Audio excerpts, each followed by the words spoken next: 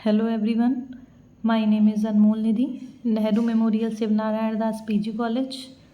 जैसा कि आप लोग फर्स्ट स्लाइड में देख सकते हैं कि यहाँ पे लिखा हुआ है आपका some important questions for BA semester third के लिए हैं हमारे।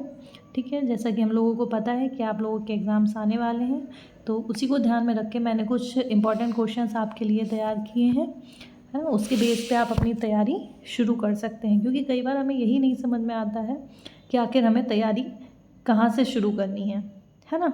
तो बस उसी चीज़ को थोड़ा सा ध्यान में रखते हुए ये कुछ इम्पॉर्टेंट क्वेश्चंस हैं, ठीक है, या टॉपिक्स हैं, इसके बेस पे आप अपनी तैयारी शुरू कर सकते हैं। और कहीं पे भी कोई प्रॉब्लम आती है तो आप मुझे कांटेक्ट कर सकते हैं। ओके, ठीक है, अब बढ़ते हैं अपनी नेक्स्ट स्लाइड की तरफ। देखिए, जैसा कि आपका पहला क्वेश्चन दिया हुआ है, ठीक है, आपकी जैसा कि जो पेपर है उसका नाम है सामाजिक परिवर्तन एवं आंदोलन। ठीक है, सभी बच्चों को अच्छे से पता है कि आपने अभी तक क्लासेस में पढ़ा है सामाजिक परिवर्तन के बारे में और सामाजिक आंदोलन के बारे में। तो जो आपका मिड टर्म जो एग्ज़ाम होने वाला है या फिर जो मेन एग्ज़ाम होगा, है ना, उसमें क्योंकि आप पूरा सिलेबस पढ़ चुके हैं, इसलिए आपका जो भी पेपर आएगा वो पूरे सिलेबस में से ही आएगा। ठीक है, तो तैयारी आप बिल्कुल मेन के हिसाब से करिए, है ना, उसको ध्यान में रखते हुए अपनी तैयारी करिए। और जो मैंने क्वेश्चन सेट किए हैं वो भी आपके पूरे सिलेबस में से हैं। ठीक है, जैसा कि पहला आपका जो पोर्शन है वो है सामाजिक परिवर्तन के बारे में, एंड सेकंड जो सेक्शन है वो हम लोग पढ़ेंगे आंदोलन के बारे में। ठीक है, अभी मैं कुछ भी डिटेल में डिस्कस नहीं करने वाली हूँ इसमें सिर्फ और सिर्फ आपके टॉपिक क्या क्या रहेंगे वो बताए हैं। ठीक है, जैसा कि पहला क्वेश्चन आप लोग देख सकते हैं कि सामाजिक परिवर्तन को परिभाषित कीजिए तथा सामाजिक परिवर्तन की विशेषताओं का उल्लेख कीजिए।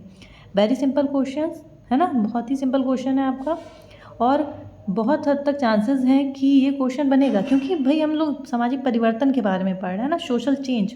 तो सबसे मेन क्वेश्चन तो यही बन सकता है कि आखिर सामाजिक परिवर्तन है क्या, है ना, उसको डिफाइन करिए आप, है ना। या ऐसा आ सकता है कि सामाजिक परिवर्तन की अवधारणा बताइए, है ना। तो आपको सिंपली इसको क्या तैयार करना है इस क्वेश्चन में, देखिए, सामाजिक परिवर्तन, ठीक है, हमको केवल क्या तैयार करना है कि सामाजिक परिवर्तन क्या होते हैं, इसके बारे में आप एक बेसिक अपना कॉन्सेप्ट क्लियर करिए सबसे पहले कि आखिर सामाजिक परिवर्तन होते क्या है ना। डेफिनेशन हम इसकी बाद में देखेंगे, सबसे पहले एक जो बेसिक डेफिनेशन होती है आपको वो पता करना है। तो आप 4 से 5 लाइन्स की जो भी डेफिनेशन हो उसको अपनी कॉपी में नोट करिए, है ना, लिख के देखो, क्योंकि आपका डिस्क्रिप्टिव पेपर होगा।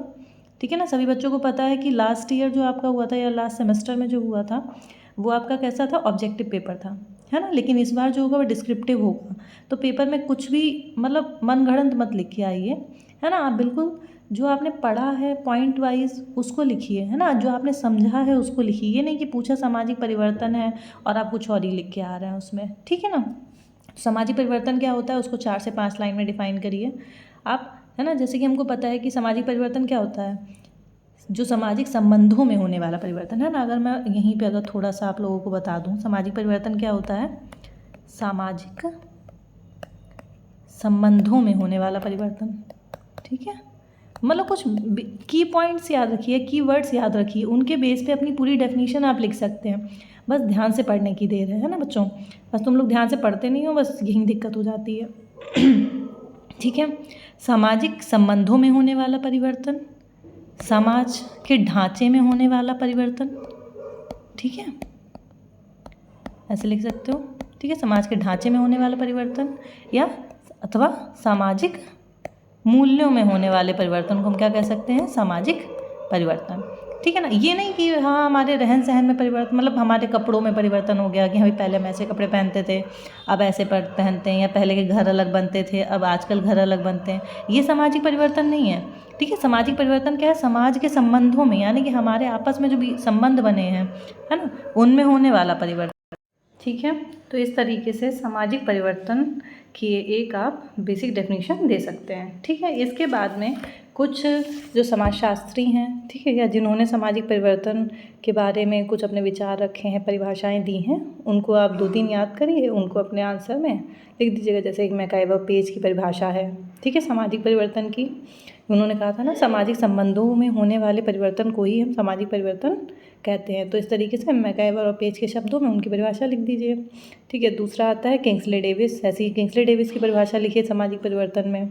ठीक है, उन्होंने क्या कहा था, समाज की संरचना और कार्यों में उत्पन्न होने वाला परिवर्तन।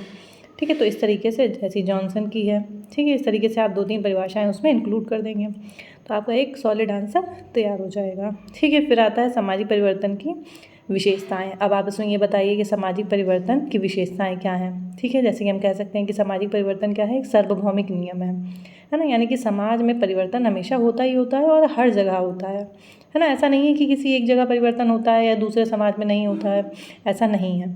ठीक है, ये क्या है, सार्वभौमिक घटना है सामाजिक परिवर्तन। ठीक है ना, तो आप इसकी विशेषताएं पढ़िए और उसको, है ना, 4 से 6 जो है विशेषताएं आप इसमें लिख सकते हैं मिनिमम, है ना। याद ज़्यादा करो लेकिन कम से कम 5-6 याद रहेंगी और उनको लिख के आओगे। ठीक है, तब एक आपका अच्छा आंसर तैयार हो जाएगा। ठीक है, अब हम आते हैं अपना दूसरा टॉपिक। दूसरा टॉपिक क्या आ गया हमारा, सामाजिक उद्विकास। ठीक है बच्चों, अब देखो, अब आपको बताना है जो नेक्स्ट टॉपिक है आपका, उसमें सामाजिक उद्विकास के बारे में बताना है कि सामाजिक उद्विकास क्या होता है, विकास क्या होता है, क्रांति क्या होती है, प्रगति क्या होती है।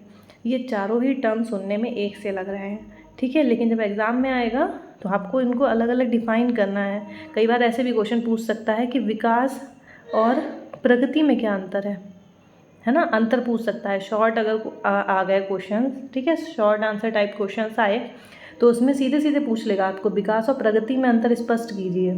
ठीक है, तो कम से कम 6-7 पॉइंट्स विकास के बारे में कि विकास क्या होता है, 6 से 7 पॉइंट प्रगति के बारे में कि प्रगति क्या होती है, दोनों में डिफरेंस क्या है। ऐसे ही मान लो पूछ लिए सामाजिक उद्विकास और विकास में डिफरेंस क्या है। ठीक है, इनमें क्या अंतर है। तो इन क्वेश्चंस के लिए आपको तैयार रहना है, इन चारों के ही बारे में आंसर अपना रेडी करो। उद्विकास क्या है, विकास क्या है, क्रांति क्या है, प्रगति क्या है और उनमें डिफरेंसेस क्या हैं। ठीक है ना, बहुत इंपॉर्टेंट है बच्चों, बहुत ज़्यादा। ठीक है, तो इसको तैयार करो। नेक्स्ट अब आते हैं जो आपका तीसरा टॉपिक है, सामाजिक परिवर्तन के सिद्धांत, है ना, जो आप लोगों ने पढ़ा भी होगा क्लास में खूब अच्छे से। अब देखो, अब आप लोगों को क्या है, सब मिक्स हो जाता है आपका, है ना। आपने पढ़ा सब है लेकिन आप उसको अलग अलग क्लासीफाई नहीं कर पा रहे हैं उन चीज़ों को। ठीक है, कि आपको क्या तैयार है, क्या चीज़ नहीं तैयार है, तो ये उसमें थोड़ा सा हेल्प कर देगा आपकी, है ना। यहाँ पे मैंने केवल बताया है कि कौन कौन से सिद्धांत हैं, इन सिद्धांत के बारे में कुछ भी नहीं लिखा है इसमें, है ना। उसके बारे में आपको तैयार करना है और कोई सिद्धांत अगर नहीं समझ में आता है तो आप क्लास में पूछ लो या मुझे कमेंट्स में पूछ लेना। ठीक है, तो उसके बारे में हम नोट्स या तो प्रोवाइड करवा देंगे या चाहेंगे तो अलग से वीडियो बना देंगे अगर थोड़ा सा समय मिला मुझे। ठीक है, लेकिन ये है कि एक एक करके इन सबको तैयार करो कि आखिर होते क्या हैं ये, है ना। छोड़ना कुछ भी नहीं है आपको, ये समझ लो। जैसे कि अब आ जाता है सामाजिक परिवर्तन के सिद्धांत, जिसमें पहला आपका दिया है, इनको 2 भागों में बांट दिया है। एक सामाजिक परिवर्तन का रेखीय सिद्धांत और दूसरा चक्रीय सिद्धांत। ठीक है, लीनियर थ्योरीज आप जो पढ़ोगे, ठीक है, और दूसरी हो जाएंगे आपका चक्रीय सिद्धांत जो पढ़ोगे। देखो, सामाजिक परिवर्तन के रेखीय सिद्धांत किस किस ने दिए हैं। ठीक है, मैंने यहाँ पे सिंपली ज़्यादा नहीं डिफाइन किया है, सिर्फ ये बताया है कि सामाजिक परिवर्तन के रेखीय सिद्धांत किस किस ने दिए हैं, है ना, उनके बारे में पढ़ना आपको है। जिसमें पहला है हर्बर्ट एंड स्पेंसर का सिद्धांत, थ्योरी ऑफ हर्बर्ट स्पेंसर। ठीक है, अब ये जो स्पेंसर की थ्योरी है, इन्होंने सामाजिक परिवर्तन का रेखीय सिद्धांत दिया है। रेखीय सिद्धांत का मतलब क्या है, इस तरीके से, ये देखो ऐसे। ठीक है, मतलब कभी समाज हमारा यहाँ था, इस समाज में चेंजेस आए, फिर समाज में थोड़ा सा, है ना, जैसे कि पहले हम देखते हैं कि हम बहुत ही भाई जंगलों में व्यक्ति रहते थे, है ना, लोग क्या था जंगलों में रहते थे। धीरे धीरे फिर उन्होंने भाई आपस में साथ में मिलकर रहना शुरू किया, फिर उन्होंने कस्बे बनाए, कस्बे से गांव बने। तो ये क्या हो रहा है, समाज में परिवर्तन हो रहा है ना। और जो दूसरी स्थिति है, यानी कि जो समाज में ये जो दूसरी स्थिति आ रही है, पहली वाली स्थिति से कहीं ना कहीं बेटर होती है ना। इस तरीके से उन्होंने कहा ये समाज में एक रेखा में परिवर्तन होता रहता है, और जो यानी कि हमारा जो समाज में परिवर्तन होता है वो कुछ स्तरों में बांट दिया है। ठीक है, और पहला वाला स्तर जो है वो दूसरे वाले स्तर से कहीं ना कहीं कमज़ोर होता है। ठीक है, अगला स्तर हमेशा पहले वाले से मजबूत होगा, यानी कि उसमें कुछ ना कुछ अच्छा ही हुआ होगा, है ना, कुछ प्रगति हुई होगी, कुछ ना कुछ विकास हुआ होगा समाज में। ठीक है, तो उन्होंने कहा समाज में जो परिवर्तन होते हैं हमेशा एक रेखा में होते हैं, एक निश्चित स्तरों से गुजरता हुआ समाज में क्या होता है, परिवर्तन होता है, जिसमें अगर स्पेंसर के सिद्धांत की बात हम लोग करते हैं तो इसमें इन्होंने अपना क्या बताया है कि जो इसमें था आपका, हाँ, समाज को इन्होंने 4 स्तरों में डिवाइड किया है, ठीक है ना। इन्होंने जो समाज है उसको 4 भागों में कह सकते हो बांटा है, ठीक है। यानी कि जो पहले का सबसे पहला समाज था इन्होंने बोला वो क्या था, एक सरल समाज था, ठीक है। 4 भागों में बांटा ना। पहला सरल समाज, यानी कि जो पहले का समाज था वो बहुत ही सिंपल सोसाइटी थी हमारी, है ना। उसमें कोई भेदभाव नहीं था, कोई ऊंच नीच की भावना नहीं थी, है ना। लोगों का लोग कैसे थे, एक जैसे रहते थे, है ना। यानी कि समरूपी समाज था हमारा, है ना। बहुत ज़्यादा डिफरेंसेस नहीं थे, इसलिए उन्होंने उस समाज को क्या नाम दिया, सरल समाज। यानी कि जो सबसे शुरू वाली सोसाइटी थी, यानी कि जब मनुष्य ने सिर्फ रहना शुरू किया था, है ना, इतना ज़्यादा डेवलपमेंट नहीं हुआ था। जैसे आज के समय में क्या बहुत ज़्यादा टेक्नोलॉजी आ गई है, कितनी फैक्ट्रीज़ लग गई हैं, है ना। तो ये सारी चीज़ें उस सोसाइटी में नहीं थी। तो आज की जो सोसाइटी है वो एक जटिल समाज है। हमारा जो समाज है आज का वो कैसा है, जटिल कॉम्प्लेक्स सोसाइटी है। और जो पहले का सबसे आरंभिक समाज था वो क्या है, एक सिंपल सोसाइटी, सरल समाज था, ठीक है। तो उन्होंने कहा फिर थोड़े टाइम में, यानी कि ये इन्होंने क्या बोल दिया, मान लो ये सरल समाज है, ठीक है। अब इस समाज में थोड़ा सा कहीं ना कहीं परिवर्तन। फिर दूसरी स्टेज आती है सरल समाज के बाद में संश्लिष्ट समाज जिसे बोलते हैं, ठीक है। संश्लिष्ट समाज दूसरी स्टेज, यानी कि जिसे हम कह सकते हैं कंपाउंड सोसाइटीज़, ठीक है। जब कई सारे सरल समाज मिलकर के एक हो जाते हैं तब उसको हम संश्लिष्ट या कंपाउंड सोसाइटी कहते हैं, ठीक है। फिर उन्होंने कहा, ये कौन बता रहा है सारी, ये जो आपके 4 भागों में या 4 स्तरों में डिवाइड किया है, ये किसने किया है, स्पेंसर के सिद्धांत में, ठीक है। अगर आपको रेखीय परिवर्तन का स्पेंसर का सिद्धांत पूछता है तो आप उसमें ये चारों ही लिखेंगे कि सरल समाज में बांटा है, दूसरा संश्लिष्ट समाज, तीसरा दोहरा संश्लिष्ट समाज, ठीक है, डबल कंपाउंड सोसाइटी, दोहरा संश्लिष्ट समाज, ठीक है ना, डबल कंपाउंड सोसाइटी। फिर फोर्थ आपका बांट दिया इन्होंने उच्च संश्लिष्ट समाज, यानी कि ट्रिपली कंपाउंड सोसाइटी, ठीक, उच्च, यानी कि जो जिस समाज में और ज़्यादा जटिलताएं आ जाएं, ठीक है। तो इस तरीके से ये 4 भागों में समाज को बांटा है स्पेंसर ने। आप इसमें इस तरीके से तैयार करोगे अपना, ठीक है। ये मैंने बहुत ही एक इंट्रो दिया है केवल, जो सामाजिक परिवर्तन का रेखीय सिद्धांत स्पेंसर ने बताया था उसके बारे में, ठीक है। नेक्स्ट आ जाते हैं, इसको गेस कर देते हैं, ठीक है। दूसरा आपका दे रखा है कॉम्ट का सिद्धांत, ठीक है। अब आपका जो कॉम्ट है, कॉम्ट ने भी सामाजिक परिवर्तन का रेखीय सिद्धांत ही बताया था, है ना। लेकिन स्पेंसर का रेखीय सिद्धांत अलग है और कॉम्ट का रेखीय सिद्धांत अलग है। यानी कि रेखीय सिद्धांत का मतलब है कि हाँ, इन्होंने एक परिवर्तन की दिशा, है ना, यानी इसको कह सकते हो कि सॉरी दिशा नहीं, सामाजिक परिवर्तन को इस तरीके से बताया है। चक्रीय सिद्धांत में ऐसे ऐसे या इस तरीके से, ये चक्रीय सिद्धांत हो जाएंगे। जब केवल उनका कहना है कि जो समाज में परिवर्तन होते हैं वो एक रेखा में, यानी कि एक सीधी रेखा में होते हैं और पहले वाली स्थिति दूसरी वाली स्थिति से, ठीक है, निम्न रहती है, दूसरी स्थिति पहली स्थिति से उच्च होगी हमेशा ही, ठीक है ना। तो उसको रेखीय सिद्धांत कहेंगे। ऐसे ही कॉम्ट ने आपका सिद्धांत दिया है, आप लोगों ने शायद पढ़ा भी होगा। जो कॉम्ट ने रेखीय सिद्धांत दिया था आपका, सामाजिक परिवर्तन के बारे में बताया था, उसमें उन्होंने कहा था कि जो क्या कह सकते हो, विकास होता है वो कैसे होता है, जब बौद्धिक विकास होता है मनुष्य का। यानी कि समाज में परिवर्तन तब होता है जब मानव का बौद्धिक विकास होता है, यानी कि हमारे जब विचारों में परिवर्तन आते हैं तब समाज में परिवर्तन आता है, ठीक है। अगर हम शॉर्ट में इसको बताएं कि कॉम्ट ने क्या कहा था, जब विचारों में परिवर्तन आता है तब समाज में परिवर्तन आता है, यानी कि विचारों में परिवर्तन ही समाज में परिवर्तन है, ठीक है। विचारों में परिवर्तन, विचारों में परिवर्तन का क्या मतलब है, जैसे जैसे मनुष्य के ज्ञान का विकास होता है, ठीक है ना।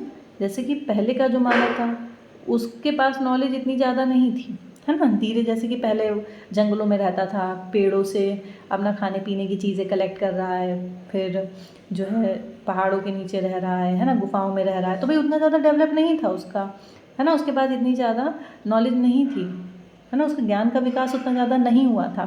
फिर एक समय आया, फिर उसने क्या करा, आग का आविष्कार करा, फिर दूसरा कुछ टाइम के पहिए का आविष्कार किया, ठीक है। फिर बर्तन बनाने लगा, फिर रहने के लिए घर बनाने लगा, है ना, खेती करना शुरू करी, है ना, धीरे धीरे क्या हो रहा है, ये समाज में परिवर्तन ही तो हो रहा है। तो कॉम्ट ने किस आधार पर देखिए सिद्धांत दिया है, मानव के ज्ञान के विकास के आधार पर। जैसे जैसे ज्ञान का विकास होता है, विचारों का विकास होता है ना, उनमें परिवर्तन होता है, वैसे ही वैसे समाज में भी परिवर्तन होता है। अब इन्होंने क्या है, बौद्धिक विकास के 3 स्तर बताए, ठीक है।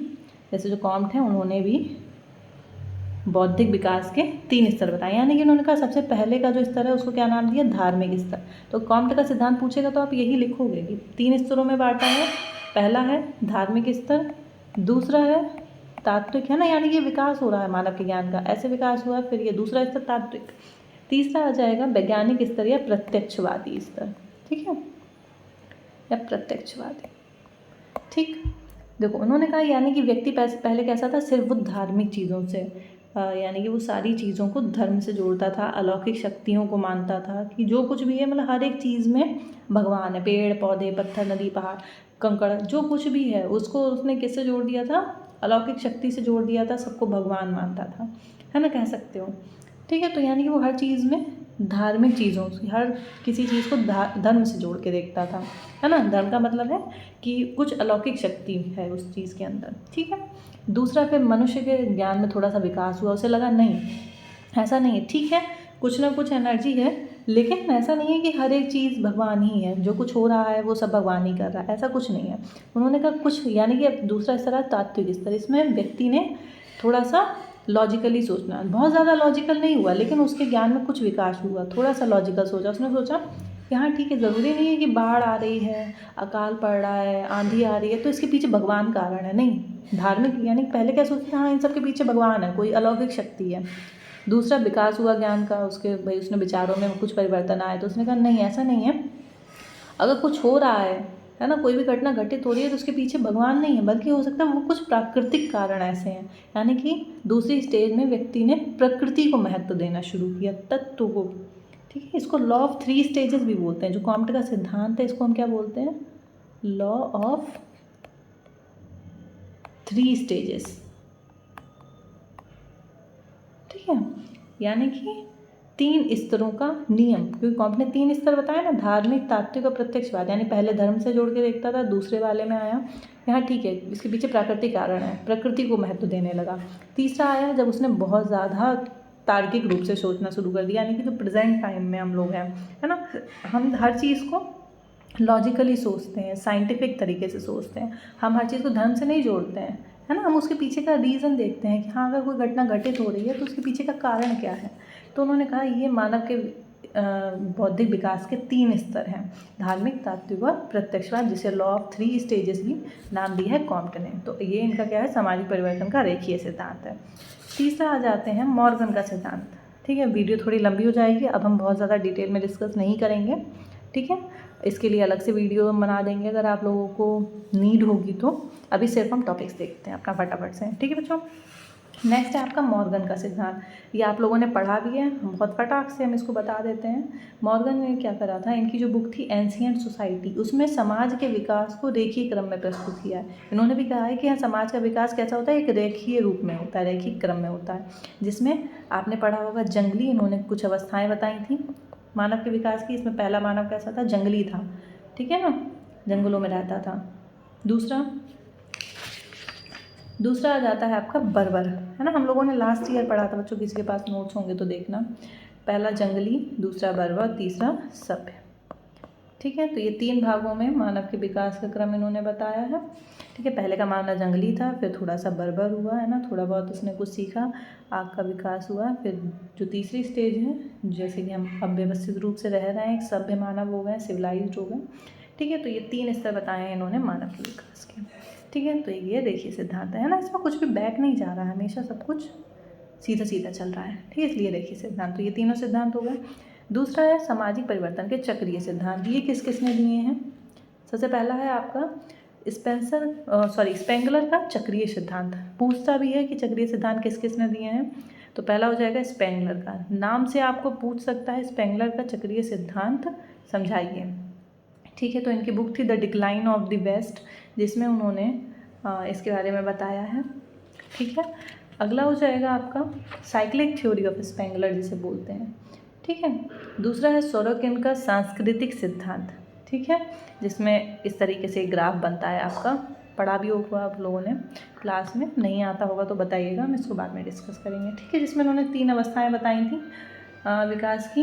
पहला है आपका विचारात्मक संस्कृति, दूसरी आदर्शवादी और तीसरी भोगवादी संस्कृति। ठीक है, सॉरी, इसमें इस तरीके से बनता है आपका ऐसे। ठीक है, ये ऐसे इस तरीके से उन्होंने बताया था। एक ये स्थिति है, एक ये, और एक ये।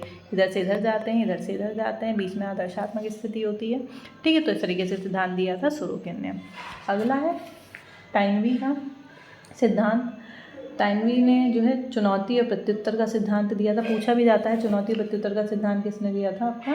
ठीक है, टाइनवी ने दिया था। इसके बारे में आप पढ़िएगा क्या क्या है सिद्धांत, नहीं आता है तो बताना। ठीक है, नेक्स्ट है पेरेटो का चक्रीय सिद्धांत। ठीक है, पेरेटो ने दिया था, जो कि एलाइट थ्योरी आप लोग पढ़ते हैं, है ना। हम लोग पढ़ते हैं कि यहाँ अभिजन वाली जो थ्योरी है आपकी, ठीक है, उसके बारे में है, जिसमें शासकीय और शासकीय अभिजन है। ये सारी चीज़ें पेरेटो ने बताई थी। ठीक है, तो ये चक्रीय सिद्धांत दिए हैं सामाजिक परिवर्तन के। ये 4 लोगों ने अलग अलग सिद्धांत हैं, इनके बारे में पढ़ना है। ठीक है, नेक्स्ट आते हैं, बहुत इंपॉर्टेंट है बच्चों, वेरी इंपॉर्टेंट, इन पर टिक कर लो। ठीक है, खूब पूछा जा सकता है। संस्कृतिकरण क्या है, किसने दी थी अवधारणा। संस्कृतिकरण, पश्चिमीकरण, लौकिकीकरण, प्रभु जाति, ये चारों ही अवधारणाएं बच्चों दी थी M.N. श्रीनिवास ने, है ना। M.N. श्रीनिवास, कई बार पढ़ चुके हो आप लोग। ठीक है, बहुत अच्छे से याद करो। संस्कृतिकरण क्या होता है, पश्चिमीकरण क्या है, लौकिकीकरण क्या होता है, प्रभु जाति क्या है। ठीक है, चारों ही बहुत बहुत बहुत इंपॉर्टेंट हैं। उन पर टिप्पणी लिखने को आ सकती है, तो उनको बहुत अच्छे से तैयार करो।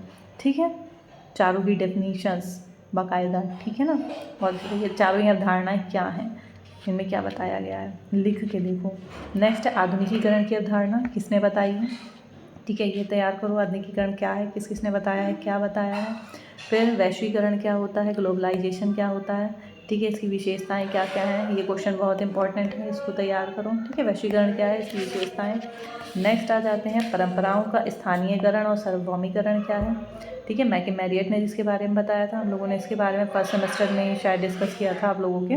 ठीक है, स्थानीयकरण क्या होता है, सार्वभौमिकरण क्या होता है, मैके मैरियट ने बताया है। उसके बाद में रॉबर्ट रेडफील्ड ने लघु परंपरा, बृहत परंपरा बताया है। ठीक है, थोड़ी मिलती जुलती अवधारणाएं हैं, मतलब एक दूसरे से रिलेट करती हुई हैं। ठीक है, इनको तैयार करो, दोनों ही क्या हैं, बहुत इंपॉर्टेंट हैं बच्चों आगे तक के लिए। ठीक है ना, जो भी नहीं समझ में आता है पूछना मेरे से, हम बताते हैं। ठीक है, नेक्स्ट है, अब आ जाते हैं जो पोर्शन हम पढ़ाते हैं आप लोगों को, सामाजिक आंदोलन। ठीक है, इसमें आपका पहला क्वेश्चन बनता है सामाजिक आंदोलन की परिभाषा। सबसे पहले सामाजिक आंदोलन होते क्या हैं, है ना। जैसे कि मैंने कई बार बताया भी है कि किसी व्यवस्था में परिवर्तन लाने के लिए या होने वाले परिवर्तन को रोकने के लिए किया गया सामूहिक प्रयास क्या है, सामाजिक आंदोलन है। ठीक है, इसके प्रकार बताने हैं, इसका काम क्या है, सामाजिक आंदोलन से क्या होता है, किस तरीके से समाज में परिवर्तन लाते हैं ये। ठीक है, ये सारी चीज़ें। फिर क्या है, सामाजिक आंदोलन तथा सामाजिक परिवर्तन बताने हैं, दोनों में क्या डिफरेंस है, बहुत इंपॉर्टेंट है, क्वेश्चन आ सकता है। ठीक है, सामाजिक आंदोलन और सामाजिक परिवर्तन मिलते जुलते लगते हैं, लेकिन इनके बारे में डिफरेंसेस याद करो, कम से कम 8-10 पॉइंट। ठीक है, इंपॉर्टेंट है। नेक्स्ट, सामाजिक आंदोलन क्या है, और एक लेखक द्वारा सामाजिक आंदोलन के विभिन्न प्रकार बताने हैं। विभिन्न प्रकार, सामाजिक आंदोलन क्या है, वो पहले वाले से ही हो जाएगा कि क्या होता है, परिभाषाएं लिख दोगे। फिर प्रकारों में आप जैसे कि हम लोगों ने पढ़ा है, सुधार आंदोलन, विद्रोही आंदोलन, क्रांतिकारी आंदोलन, पुनरुद्धार आंदोलन। ठीक है, तो इस तरीके से आंदोलन आपको बताने हैं। ठीक है, यही सारे नीचे हैं बच्चों को पूछा रहेगा। नेक्स्ट आते हैं आंदोलन द्वारा जो परिवर्तन आए हैं, ये बहुत इंपॉर्टेंट है। जैसे कि आंदोलन हुए किसानों की स्थिति में सुधार लाने के लिए आंदोलन, उन्होंने क्या नाम दिया, कृषक आंदोलन। कृषक आंदोलन कब कब हुए हैं, किसने किए हैं, ठीक है, क्या परिवर्तन आए हैं, ये तैयार करो। श्रमिक आंदोलन कौन से हैं, दलित आंदोलन आप लोगों ने पढ़ा है। ठीक है, जैसे भीमराव अम्बेडकर ने बहुत सारी दलितों की स्थिति में सुधार करने के लिए जो आंदोलन किए थे, ज्योतिराव फुले ने जो आंदोलन किए हैं। ठीक है ना, तो इस तरीके से दलित आंदोलन के बारे में पढ़ोगे, क्या क्या समस्याएं थी उनकी, क्या आंदोलन हुए, कब हुए हैं। ठीक, महिला आंदोलन के बारे में एक पूरी वीडियो मैंने बनाई है, हम बहुत जल्दी उसको अपलोड करेंगे। ठीक है, तो उससे तैयार कर लेना। नेक्स्ट, पर्यावरणीय आंदोलन, यानी कि पर्यावरण को बचाने के लिए जो भी आंदोलन हुए हैं आपके, उनके बारे में। ठीक है, इंपॉर्टेंट टॉपिक्स हैं बच्चों, इनको एक एक करके अपना तैयार करो, लिख के देखो, एग्ज़ाम आने तक बहुत ही अच्छे से आपका तैयार हो जाएगा, हम गारंटी देते हैं। अगर डेली केवल एक क्वेश्चन भी तैयार करते हो, लिख के देखो। ठीक है ना, क्योंकि आप लोग लिखने में गलती करते हो बच्चों। ओके, तो आज के लिए इतना ही रखते हैं, बाकी कोई भी प्रॉब्लम होती है तो मुझे बताओ, डिस्कस करो, ठीक है। I will help you. Okay, ठीक, थैंक यू बच्चों। Okay, God bless you.